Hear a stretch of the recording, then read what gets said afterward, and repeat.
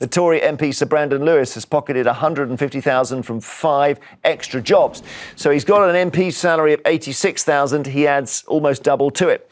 One of the jobs was with a property developer, another with an infrastructure firm. One was as a consultant for an investment management firm.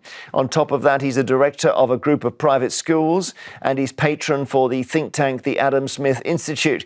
Labour have said that they want to ban MPs from having second jobs. Brandon Lewis is not the only one at it. MPs earned £17.1 million from work outside Parliament since the 2019 election, although about 7 million of that was one person, Boris Johnson, doing speeches.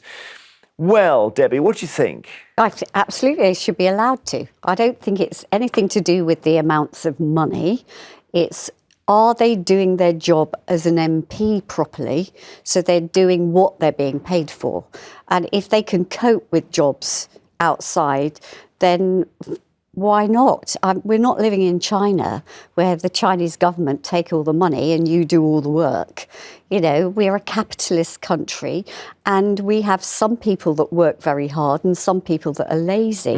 And yes, we could go into what the amounts are, but then if they get paid, I was reading something this morning about somebody getting £200,000 to fly abroad somewhere for a speech. Well, to me, it's the stupid people that would pay them £200,000. But mostly with MPs, their extra jobs are on a consultancy basis. Yeah. So they're not doing 2 full-time jobs. When I was young, my dad had 2 jobs that he worked from very early in the morning, you know, till tea time, had dinner with us, and then he had another job to bring enough money in for us to eat. And it shows, I mean, what you don't want, Owen, is people who are in the House of Commons to be the sort of person who can't get jobs. What do you mean can't get? Well, unemployable. I want more. If they're unemployable. I want more MPs who used to be things like nurses and frontline public servants who can actually talk from experience about the impact of government policy on the services that the government provides. Look, being an MP shouldn't be seen as a profession. It's a public service. And by the way, a very handsomely remunerated public service. If you're a backbench MP, that puts you very comfortably in the top 5% of earners. I meet MPs from all political parties who are hard-working constituency MPs, and they are flat out, and they are rightly resentful of their colleagues who aren't pulling the same amount of work as they are.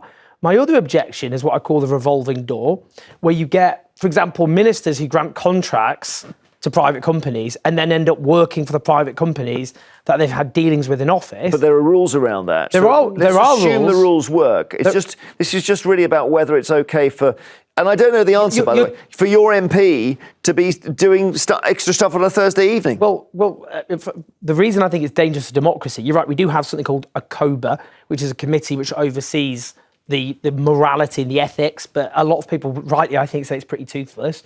But the problem for me is, in terms of the danger to our democracy, is why are these private companies so interested in MPs working for them? And the reason is because they think they get political power and political influence by having elected politicians in the House of Commons. And I think that who can navigate the state, the government machinery and all the rest of it, I think that's bad for democracy. It gives private companies undue weight over our government, over our democracy. I don't like it. Melvin in Kent, too, do you agree with Debbie or Owen? I agree with Owen. I don't agree with MPs acting as consultants because they have a duty of care to the people of this country. And all the time they're consulting for other or lobbying for companies, they're not doing their job. But there's enough stuff going on at the moment that a lot of people think about the MPs being I'm just trying to find the right word. Be careful. Criminals. Yes, I love it. Well, hang on a minute. The MPs have gone to jail, and the most recent, well, leaving aside one or two very odd cases, the expenses scandal was the big thing. People went to jail for that. So I don't know if it was all Labour who went to jail. Actually, was it? It could have. I mean, bear in mind, this isn't me being partisan, but Labour were the government at the time, and private companies are always at the time. This was the expenses scandal. Yeah, back then it's just there was far more Labour MPs at the time. Oh right. Because they had a majority of 67. They always say in scandals, with the Conservatives it's sex and with Labour it's money. Yeah. Every time. Yeah, I mean, I don't know. There were lots of, obviously, Conservative MPs embroiled in the scandal, but I think about 4 MPs went to jail. You're right, I think they probably were all. But surely the whole extra job thing is, we know there are laws in place that stops certain things.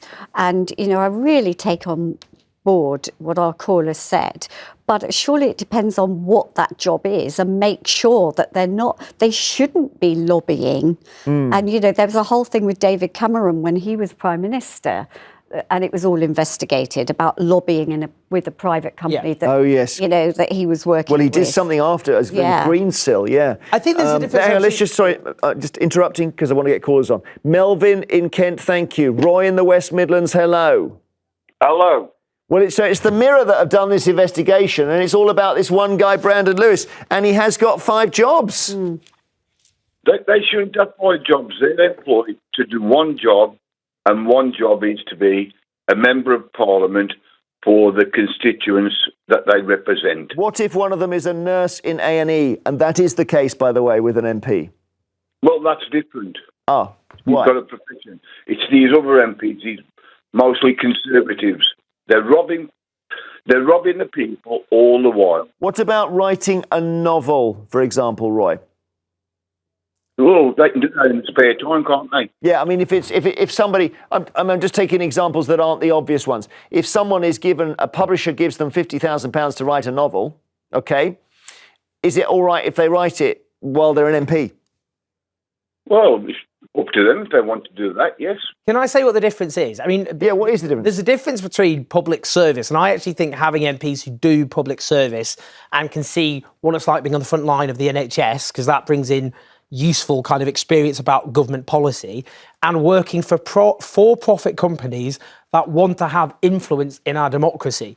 A publishing company is not trying to get influence in British democracy, but defence contractors and private healthcare firms, they are trying to buy influence, and they're trying to do it by getting powerful people in Parliament on their books. That's the problem. Yeah, there aren't that many powerful people in Parliament. That's the issue. And I do think there aren't that many powerful people. I agree with you about having experience gives you a knowledge that somebody else hasn't. But I think that for me, I don't want somebody running our country who hasn't had their education, that understands how the world works and how business works. See, if you're a person, an MP, and I think we should have nurses and doctors or firemen or whatever, but we also need these people who are incredibly well educated, who have had £1 million businesses themselves, because otherwise we'll have a bankrupt country. Let's go to another call. Sandra in Essex, hi.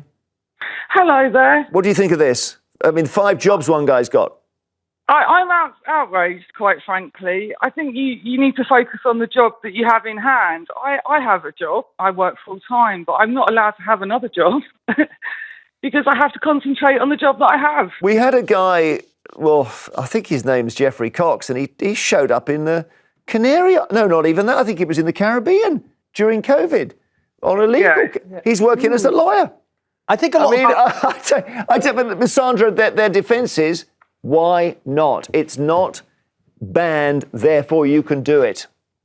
It can't be right, can it, that you have another job? Surely you need to concentrate on the job that you have in hand.